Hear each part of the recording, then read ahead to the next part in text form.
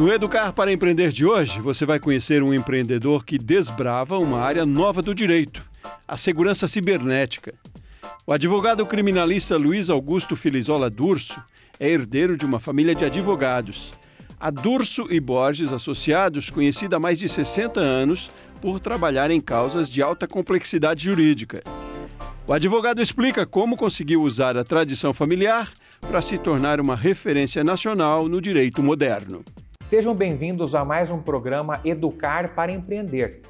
Este programa que, na verdade, nós abordamos vários assuntos empreendedores, trajetórias empreendedoras, sejam trajetórias no varejo ou no mercado financeiro ou mesmo na prestação de serviços. É um programa rodado, gravado aqui na Faculdade do Comércio de São Paulo, uma instituição de ensino que pertence à Associação Comercial de São Paulo. E hoje nós estamos com um convidado muito especial, que é o Luiz Augusto Durso. Luiz Augusto, ele é formado em Direito, é um advogado atuante e mais, é uma autoridade em Direito Digital, em Direito Cibernético. É jovem e enxerga o Luiz Augusto também como um grande empreendedor, porque no campo da advocacia ele tem uma comunicação, ele explora as redes sociais e se tornou um influencer digital, não é? Neste assunto em que eu repito, ele é uma autoridade, o direito cibernético. Luiz Augusto, seja bem-vindo ao nosso programa. É um prazer ter você aqui conosco. E eu vou iniciar te perguntando o seguinte, para você nos falar um pouquinho sobre a sua formação, não é? E por que você escolheu este ramo do direito? Wilson, muito obrigado pelo convite, parabéns aí pelo seu programa, uma alegria estar aqui, uma honra estar ao seu lado, pessoa que eu admiro muito. E falar sobre educação e empreendedorismo faz parte da nossa vida, da minha vida, porque eu não queria ter feito direito. Eu, quando muito jovem, eu gostava de computador, TI, eu queria ter ido para essa área. Bem que com 16 anos eu já era web designer. Só que eu tenho um pai que é apaixonado pelo direito. Meu pai ama o que faz e sempre nos influenciou muito. Nós somos 4 irmãos e os 4 foram para a área. Então a gente trabalha todos juntos no escritório fundado pelo meu avô em 1956.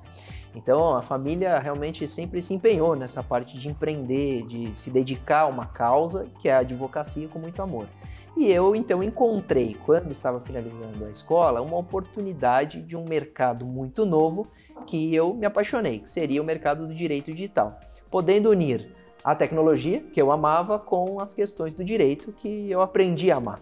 Então hoje, depois de mais de 10 anos aí de trabalho nessa área, lecionando nessa área, na FGV, trabalhando todo dia e vivendo do direito digital, eu me sinto muito apaixonado. Então a minha formação vem nas questões de técnica informática, de TI, com as questões do direito, para hoje ser um apaixonado pelo que eu faço e ajudando de fato na educação, leciono em várias escolas, nesse sentido, de pós-graduação, etc., de direito digital, mas também no empreendedorismo, porque o empreendedor, ele hoje depende do mercado digital, ele depende de estar inserido nas questões digitais. Então eu tenho uma procura muito grande até para ajudar esses profissionais que iniciam numa carreira ou uma empresa nesse setor.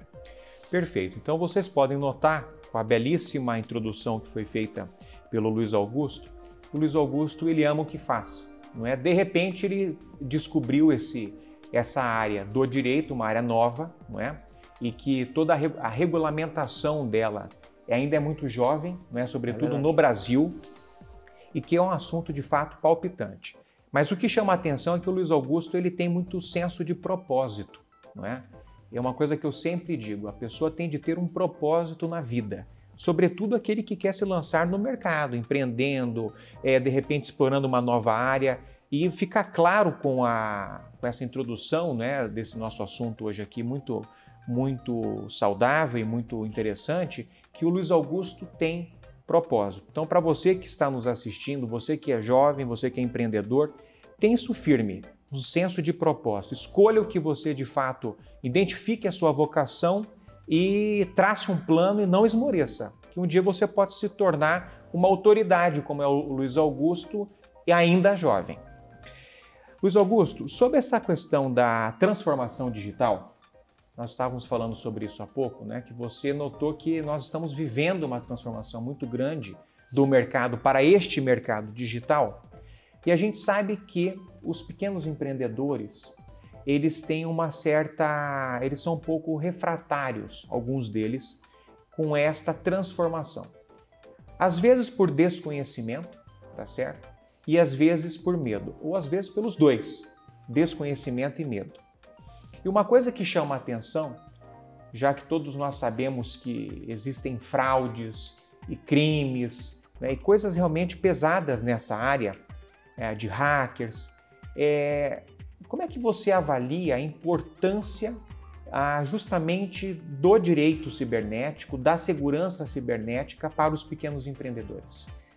O direito digital ele trouxe segurança jurídica. Então, hoje, aquele que sofre uma invasão, aquele que tem sua empresa atacada, ele sabe que pode procurar a autoridade policial, pode procurar a justiça, e o indivíduo que comete o ato ilícito ali contra a empresa vai ser responsabilizado. Inclusive, a lei ela é tão recente, Wilson, que o aumento de pena por crime de invasão de dispositivo informático não tem nem 2 anos no Brasil. Que antes a pena para esse tipo de invasão, seria invadir uma empresa, seus computadores, seus servidores, era de 3 meses a 1 ano de detenção. Não significa resposta do Estado nenhuma. Imagina um indivíduo invadindo a empresa, subtraindo os dados, tentando invadir contas bancárias e estar sujeito a uma pena de, no máximo, 1 ano de reclusão. De detenção, perdão. Acontece que o Legislativo percebeu que isso é uma tendência.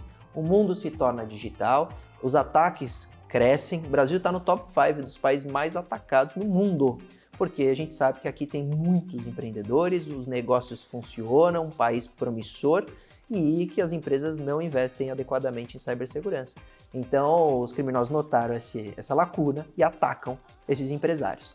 Acontece que a lei mudou, a pena hoje é de 1 a 4 anos de reclusão. Então você vê que o próprio legislativo traz essa segurança jurídica para o empreendedor poder se resguardar e evoluir nesse sentido, porque aquela empresa que hoje não está na internet, ela está ultrapassada. Essa empresa que hoje não está na internet, ela deixa de vender. Eu me surpreendi uma vez que um cliente me procurou e ele fazia vendas por esses marketplaces. Esses sites que deixam qualquer loja criar uma loja virtual dentro de sua plataforma, e é muito bom porque o consumidor tem segurança de receber o produto e o vendedor também de que seu dinheiro será ali devolvido ou entregue quando da venda, porque esta plataforma de intermediação ela segura o dinheiro da compra e só entrega para a empresa depois do feedback, etc. Então é uma forma muito inteligente de se melhorar os negócios dentro do e-commerce. E um cliente meu, que era uma loja simples, pequenininha no interior, ao abrir esta loja virtual, estava vendendo mais de R$200 mil por mês, por causa do digital. Então, aquele que empreende bem na internet, ele não pode esquecer as suas questões físicas, atender bem o consumidor em sua loja, se ele fizer esse tipo de atividade, mas pensar na internet como uma oportunidade, como uma nova vitrine e uma forma de atingir o Brasil ou o mundo inteiro, fazendo as suas vendas com segurança. E a gente até falava que é possível fazer isso. Esse medo de ataques ou até de abrir uma frente na internet, isso pode ser diminuído os riscos, mitigado, uma vez que há hoje várias empresas que prestam serviço exatamente nesse auxílio, para que você tenha um bom marketing digital, que você faça impulsionamento nas redes sociais com segurança, para que você tenha cibersegurança na sua empresa contra os mais variados ataques. Então hoje o mercado ele está consolidado para essas empresas sim procurarem esse tipo de iniciativa e de uma maneira não tão custosa ou não tão cara, poder ter bastante segurança e empreender no cenário digital. Perfeito. Luiz Augusto, outro ponto que me parece bastante importante é justamente a questão dos dados, né? Porque nós vivemos, como todos sabem, nós vivemos a era da informação, né? E hoje o dado, né, uma base de dados, ela tem valor, né? Existem inclusive empresas que comercializam dados. E justamente porque o que se chama de Big Data, que é essa base de dados, ganhou, quer dizer, um aspecto de ativo financeiro, é que o Brasil ele se debruçou diante do tema e criou a Lei Geral de Proteção de Dados. E eu te pergunto o seguinte, diante disso, qual é a preocupação que o pequeno empreendedor tem de ter em relação a dados? Como é que ele protege dados? Como é que ele se relaciona com os dados dos seus clientes, dos seus fornecedores? Como é que ele pode atuar nesse sentido para evitar danos? É uma excelente pergunta, Wilson. Semana passada eu estive num evento no Instituto dos Advogados de São Paulo que ele reuniu os DPOs, os encarregados de proteção de dados das maiores empresas de tecnologia do mundo que têm representatividade no Brasil. E a minha pergunta a eles foi se essas empresas enxergavam a Lei Geral de Proteção de Dados como uma lei que atrasava o mercado. E a resposta unânime desses DPOs, representando essas grandes empresas, foi que essa lei era muito importante para o empreendedor e para o empreendedorismo. Foi muito interessante ouvir isso, porque eu posso hoje falar a esses microempresários que a Lei Geral de Proteção de Dados é uma segurança para o titular, mas também para a empresa. Porque a coleta de dados, ela se dá das mais variadas formas. E não adianta dizer que sua empresa é tão pequena que ela não coletará dados, porque ela pode ter dados dos funcionários. Se tiver um funcionário, tem coleta de dados. Se ela, por exemplo, solicitou um preenchimento de endereço de entrega para um envio de correio, já tem coleta de dados, tratamento, etc. Então, todo mundo trata dados. E as empresas precisam tratar esses dados e podem até utilizar esses dados para crescer. Hoje, o marketing digital vive com base de dados. A entrega hoje ela é específica, personalíssima. Ela não é genérica. Quando você navega na internet e percebe que aquele anúncio está sempre direcionado a um desejo seu, uma viagem, um hotel que você procura, isso tudo é algoritmo monitorando dados. Exato. Então, pouco importa o tamanho de sua empresa, o dado tem valor, seja para entregar melhor o seu produto, seja para você crescer. A questão é que eu gosto de parafrasear até o Homem-Aranha, com grandes poderes vem grandes responsabilidades. E a coleta de dados gerou enorme poder para essas empresas. Não é à toa que Facebook vale 700 bilhões de dólares sem nunca cobrar R$1 de nenhum usuário. Isso é graças à coleta de dados pessoais. O dado tem valor, você já falou. E a comercialização desses bancos de dados. O que acontecia, antes da entrada em vigor da lei, é que poderia ter uma comercialização que era prejudicial ao titular. Então o indivíduo ia para uma entrevista de emprego e recebia um cartão de crédito pré-aprovado, mas eu não quis, eu não solicitei, houve um desvio de finalidade. Esse tipo de venda de dados, esse tipo de desvio de finalidade é muito prejudicial ao titular, ao consumidor ou até ao usuário. E também, quanto mais informatizado é o mundo, menos privacidade nós temos. Hoje nós usamos assistentes pessoais, tudo é conectado na internet com o cenário de IoT, Internet of Things, e em casa, no trabalho, está tudo interligado. E isso monitora a gente, essas empresas, até o microempreendedor, eu já retorno a resposta. Então, esse poder enorme que interessa a todas as empresas, pouco importa o seu tamanho, gerou a necessidade de uma lei, que é a LGPD, a Lei Geral de Proteção de Dados. Então, o microempreendedor, ele precisa entender que coleta de dados é necessária, faz parte da atividade e pode ser até um potencializador para o seu negócio. A questão é que a lei determina questões de segurança, de sigilo, de finalidade, de autorização para coleta que precisam ser observados. Se isso for desrespeitado, pode gerar multa por parte da Autoridade Nacional de Proteção de Dados ou até um possível pagamento de indenização com uma ação judicial. Então, volto a dizer, essa responsabilidade enorme sobre os dados recai sobre as empresas. E por isso tem um link direto, mais uma vez, com o investimento em cibersegurança. Você deve abrir esse flanco, mas sempre pensar que cibersegurança é investimento e não gasto. A gente até fala que tem que pegar uma parte dessa verba de marketing e colocar em cibersegurança, porque não adianta nada marketing se você tiver um vazamento de dados e cair na imprensa que a sua empresa teve um vazamento dos dados dos consumidores. E outra coisa, você pode utilizar esse tratamento, esse respeito aos dados, a privacidade, como um marketing positivo. Hoje, estar em conformidade com a LGPD é benéfico. Bancos, mega empresas, big techs têm colocado na TV. Nós temos privacidade. Confie os seus dados na nossa empresa que a gente vai entregar segurança. Então hoje é um flanco, é um valor da empresa que tem que ser compartilhado com os consumidores e pouco importa o seu tamanho.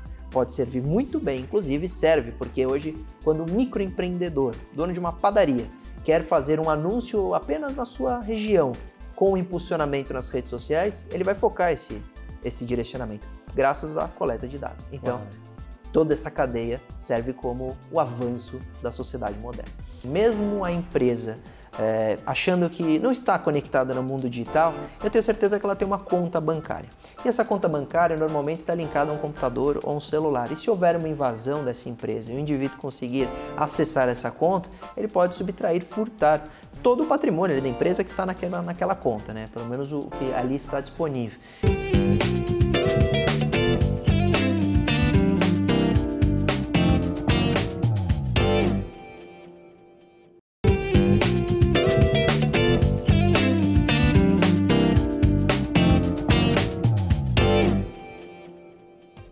Observem isso que o Luiz Augusto mencionou.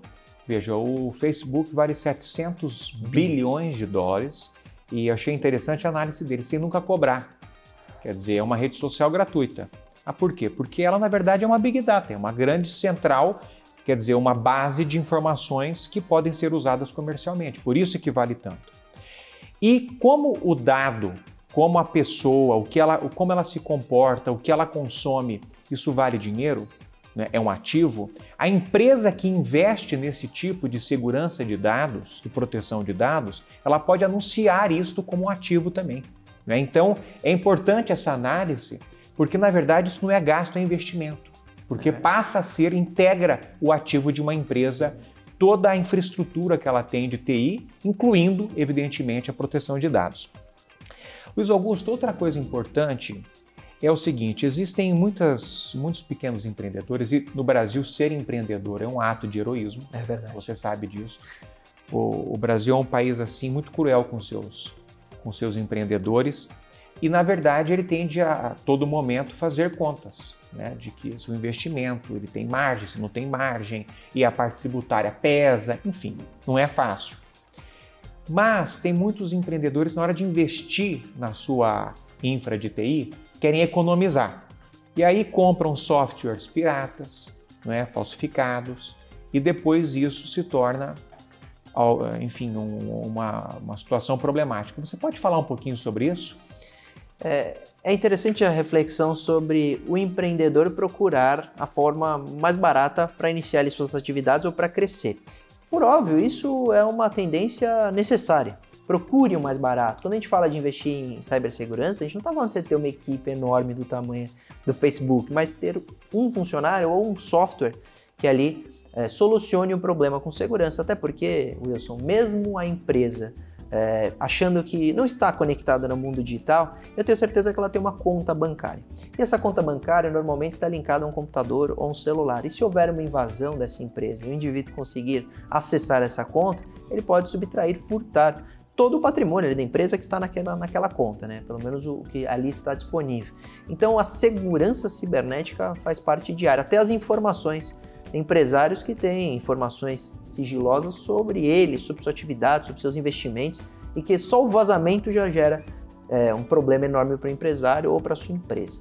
Com relação a diminuir os gastos com medidas paliativas e desnecessárias, como comprar softwares piratas, isso pode ser um problema enorme. Primeiro porque hoje todo software bom depende de atualização. Então a cibercriminalidade evolui, os golpes, a tecnologia, etc. Então se você compra software pirata, você já está atrasado, já está desatualizado, porque no dia seguinte aquele software não estará mais adequado, porque o software pirata não linka, por óbvio, ao servidor oficial da empresa e não faz upgrades ou atualizações. Então a opção pelo software pirata já parte da questão de cibersegurança, uma questão bem retrógrada.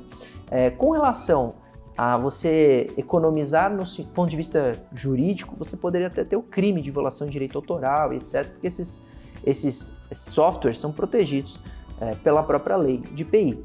Então, o uso do software pirata, ele pode gerar à empresa um problema criminal, um problema de uma busca e apreensão, até que muitas vezes esse software pare de funcionar e você perca ali a atividade diária ou até o risco de invasões por falta de upgrades. Então, não é uma opção. O barato sai caro, trazendo para o linguajar popular. Não adianta querer economizar nesse sentido. É muito melhor você procurar um software adequado. E hoje, graças a essa alta competitividade do mercado, você tem opções muito acessíveis do que você ficar procurando medidas ilícitas para trazer relativa segurança ou até relativa forma de melhorar a sua empresa, porque não precisa ser um software de segurança, pode ser um software de gestão, um software de administração, etc. A questão é que quando o empreendedor ele precisa comprar uma mesa, ele compra uma mesa e não algo que sirva como mesa. Ele não vai comprar uma cadeira para pôr ali as suas questões em cima, seus produtos em cima. A mesma coisa na área do TI. Se você precisa de um software de segurança, não procure uma medida paralela, compre um software de segurança. Então é o conselho que eu dou aos empreendedores, mesmo muitas vezes ao fazer um orçamento e vendo que o sistema operacional pode ser mais caro, dizendo que é um serviço, é um dispositivo, é um programa que é indispensável. Não tem como você hoje ter uma empresa sem ter um computador ou sem ter um sistema operacional. Então, já que é necessário, invista adequadamente.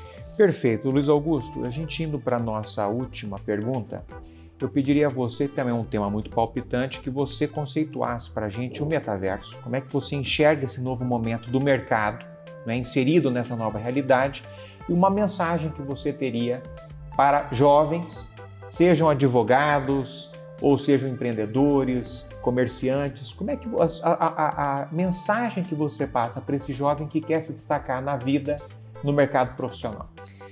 O metaverso é o futuro, mas o futuro chegou, Wilson. Então, funciona assim, a gente vê que com o avanço da tecnologia e da própria internet, foram muito marcantes os momentos. Então, a internet ela era estática, aquelas páginas feias, etc. Hoje ela é dinâmica, hoje ela conquista o usuário pelas recomendações, pelo conteúdo, pelo dinamismo. As próprias plataformas de streaming mudaram tudo que você pode imaginar de TV, consumo de todo tipo de conteúdo. E o metaverso ele vem para mudar a vida do ser humano, uma vez que a tecnologia ainda está aprisionada dentro do dispositivo. Você precisa usar um celular ou usar um computador para conectar a sua vida à internet. Qual é a ideia do metaverso? É quebrar essa barreira, é desaprisionar a tecnologia, ela estar em tudo. E para ela estar em tudo, ela pode estar de duas formas. Ou como realidade aumentada, que seria através de uma câmera de celular, você nesta sala ver um objeto virtual. Então, tudo é físico e verdadeiro, mas o objeto ali retratado pela câmera é virtual. Ou introduzir tudo que é virtual e físico na mesma imagem. Como fazer isso? Com uma lente de contato digital ou com um óculos digital, que você veria, por exemplo, uma prateleira que ali física existe, só que ao olhar um livro, aquele livro poderia ter todas as suas características através de um link na internet. É o mundo digital, né? Exatamente. E une-se o que é físico com o digital. Ao cozinhar, automaticamente ao lado da panela apareceria ali a receita, etc. Seria um mundo lindo, e vai ser. E vai chegar. A questão é que isso é uma forma também de criar um mundo 100% virtual, como antigamente foi o Second Life e hoje seria o metaverso. Você teria um avatar, ingressaria nessa vida virtual e, por exemplo, ao participar de um programa de TV, nós poderíamos ter um auditório aqui, todos em avatares acompanhando essa gravação. Então o metaverso ele tenta criar também um mundo mais digital e que as pessoas possam, da sua casa, estar em outro lugar digitalmente, para ver show, acompanhar congressos, aprender na escola. Imagina na faculdade de medicina, quando você estuda uma cirurgia, ao invés de você olhar o livro, você estaria com óculos dentro de uma sala de cirurgia virtual e acompanharia ali... Ou anatomia, por exemplo. Anatomia, uma cirurgia. Então é maravilhoso e, claro, vai gerar muita oportunidade para empreendedorismo. Então eu enxergo como futuro, dizendo que, por óbvio, a gente ainda tem muito a aprender, o direito vai ter que evoluir, ainda não há nem há regramento para essas atividades. Recentemente teve um caso de possível assédio no metaverso, começam as questões criminais, plágio, falsificações, tudo isso é um problema dentro do metaverso que a gente vai ter que enfrentar, mas é uma realidade que as empresas devem observar. É uma forma de vender produto com NFTs, tokenização, já existem tênis virtuais, roupas virtuais, então o empreendedor ele tem que observar como uma oportunidade de criar sua loja virtual, de criar o seu ambiente e vender produtos virtuais. Com relação à minha mensagem, agradecendo novamente o convite, dizendo que eu admiro o seu trabalho, foi um privilégio, fiquei feliz quando recebi esse convite, Dizer para o jovem que o mundo digital como é hoje, ele trouxe oportunidades para todos. Eu digo que a internet é democrática. A internet permite, por exemplo, os meus alunos a fazerem live, a treinarem oratória, a falarem para um público, a alcançarem o mundo. Então, do mesmo jeito que a internet trouxe essa possibilidade, o estudo ainda tradicional também faz parte da vida humana. Então, se eu puder dar um conselho para os jovens empreendedores e para aqueles que querem seguir uma carreira no direito digital, é encontrar o que você ama, se dedicar todos os dias com profunda paixão e determinação e dedicação para você alcançar o sucesso. Tem um colega que brinca que são os 3 S's: sola de sapato, suor e saliva. Gaste muito para alcançar o sucesso. É assim que eu enxergo esse novo mundo, agradecendo novamente o convite. Bom, eu tenho certeza que o público se deleitou, porque foi um papo muito gostoso. Você realmente, Luiz Augusto, você tem toda aquela verve que teu pai tem. O Luiz Augusto é filho do Flávio Durso, que é uma grande referência para todos nós na advocacia. Também tem um espírito, assim, uma comunicação incrível, é carismático, e você tem tudo isso. Você é carismático, você se comunica de um jeito muito interessante, tudo se torna um bate-papo muito agradável, né? Você fala com leveza, é muito didático, então parabéns. Muito obrigado. Parabéns pelo seu trabalho, parabéns pelo fato de você ter consistência nas coisas que você faz, você fala com propriedade, isso é muito importante. E quero agradecer a vocês terem acompanhado este programa e até o próximo programa Educar para Empreender. Luiz Augusto, muito obrigado novamente. Obrigado, até a próxima.